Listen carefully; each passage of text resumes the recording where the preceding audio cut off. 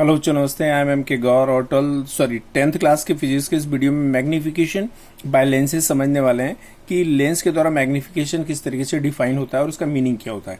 ध्यान से देखिएगा बच्चों, यदि कोई लेंस जो है किसी ऑब्जेक्ट की हाइट को अगर इंक्रीज कर देता है, कितना टाइम इंक्रीज करेगा, 4 टाइम, 5 टाइम, 6 टाइम, तो वो उसका मैग्निफिकेशन कहलाएगा। ठीक है, लेंस के द्वारा ऑब्जेक्ट का क्या कहलाएगा? मैग्निफिकेशन। उसको निकालने के लिए क्या करना पड़ेगा आपको? हाइट ऑफ इमेज और हाइट ऑफ ऑब्जेक्ट दोनों के रेशियो निकाल लीजिए। हाइट ऑफ इमेज कितनी है, हाइट ऑफ ऑब्जेक्ट कितनी है, दोनों के रेशियो को निकालिए, तो वो क्या कहलाएगा? मैग्निफिकेशन आ जाएगा। ठीक है, तो इसको डिफाइन ऐसे कर सकते हैं, देखिएगा the ratio of the height of image to the height of object is called magnification. चलिए मैं डेफिनेशन लिख रहा हूं, फिर इसके बाद फॉर्मूला लिख के दिखा रहा हूं आपको। देखिएगा, देखिए बच्चों, डेफिनेशन लिखिए, the ratio of the height of image HI to the height of object HO is called the magnification. मतलब इन दोनों का रेशियो निकालना है आपको, इसको इससे डिवाइड करना है। ठीक है, तो मैग्निफिकेशन आ जाएगा। तो मैग्निफिकेशन का फॉर्मूला बनेगा यहाँ पर height of image upon height of object. लिख के दिखा रहा हूँ। ठीक है, जो फॉर्मूला लिखा magnification equal the height of image to the height of object. Magnification को M से इंडिकेट करते हैं और हाइट ऑफ इमेज को HI के द्वारा इंडिकेट कर सकते हैं आप, और हाइट ऑफ ऑब्जेक्ट को HO के द्वारा इंडिकेट कर सकते हैं। ठीक है बच्चों, तो ये मैग्निफिकेशन आ गया। अब मैग्निफिकेशन का एक फॉर्मूला और भी मैं बता रहा हूं, जिसे V अपॉन यू कहते हैं। ठीक है, V अपॉन यू कैसे आएगा मैं बता रहा हूं निकाल के, या फिर यहां पर देख सकते हैं, या मैग्निफिकेशन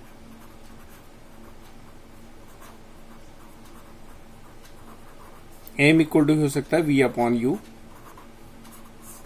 मतलब ये भी M की वैल्यू, ये भी M की वैल्यू, तो ऐसा हो सकता है देन M इक्वल टू हो जाएगा आपके पास HI by HO, height of image, height of object equal to lens से इमेज तक की डिस्टेंस और लेंस से ऑब्जेक्ट तक की डिस्टेंस, इनका रेशियो। ये दोनों भी आपस में क्या होंगे? इक्वल होंगे, बराबर होंगे। कुछ ये मैग्निफिकेशन में डिफाइन किया मैंने अभी आपके सामने। अब बच्चों ये फॉर्मूला कैसे बना, ये V अपॉन यू कैसे बना, ये भी मैं आपको बना के दिखा रहा हूं। देखिएगा ध्यान से बच्चों। सबसे पहले एक काम करते हैं, यहाँ की जगह 3 केसेस ले लेते हैं कि अगर हाइट ऑफ इमेज अगर ऑब्जेक्ट से बड़ी बन रही है, इमेज की हाइट जो है ज्यादा बड़ी है ऑब्जेक्ट से, तो मैग्निफिकेशन ग्रेटर देन 1 होगा। और अगर दोनों की हाइट सेम है तो M की वैल्यू जब कैंसिल करोगे तो M की वैल्यू 1 हो जाएगी। और अगर ये छोटा है, हाइट ऑफ इमेज छोटी है और ऑब्जेक्ट की हाइट बड़ी है, तो M की वैल्यू लेस देन 1 हो जाएगी। तो तीनों केसेस में लिख के दिखा देता हूँ। देखिएगा, देखिए बच्चों, केस फर्स्ट लिखिए, if the height of image is greater than height of object then magnification की वैल्यू ग्रेटर देन 1 आएगी, क्योंकि ये वैल्यू बड़ी हो जाएगी, ये वैल्यू छोटी हो जाएगी। डिवाइड करोगे तो M की वैल्यू ग्रेटर देन 1 आएगी। केस सेकंड के लिए इसको हम क्या करते हैं, छोटा ले लेते हैं और इसको बड़ा ले लेते हैं। HI is less than HO, then M की वैल्यू क्या हो जाएगी? लेस देन 1 हो जाएगी।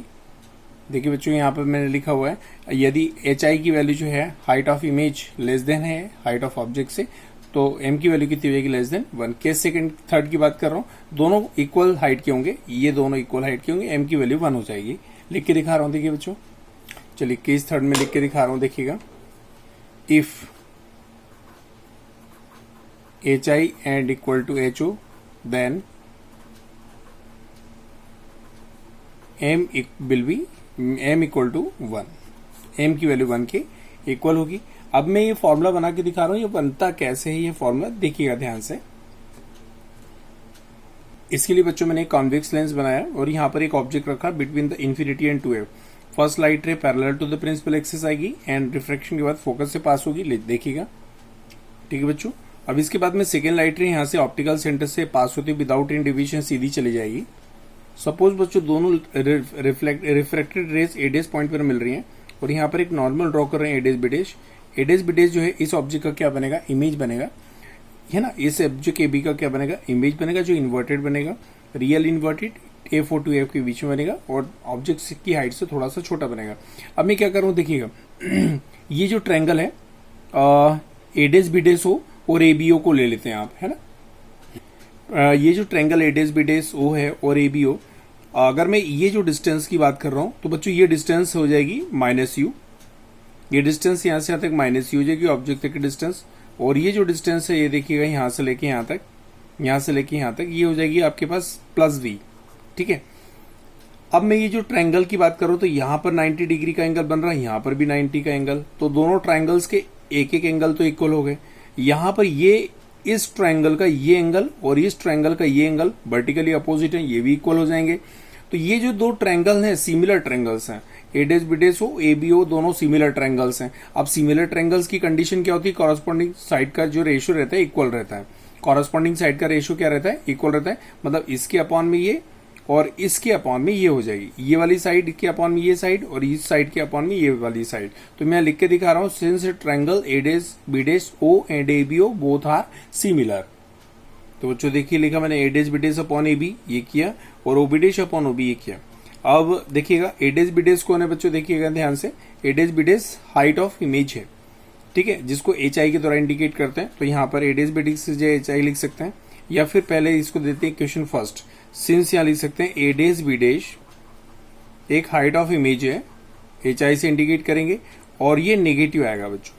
नेगेटिव क्यों आएगा, क्योंकि इसकी जो फॉर्मेशन हुई है प्रिंसिपल एक्सिस के डाउनवर्ड हुई है, इसीलिए इसको क्या लेंगे अपन, नेगेटिव लेंगे। समझ में आ गया। इसके बाद में यहां पर देखिएगा ये जो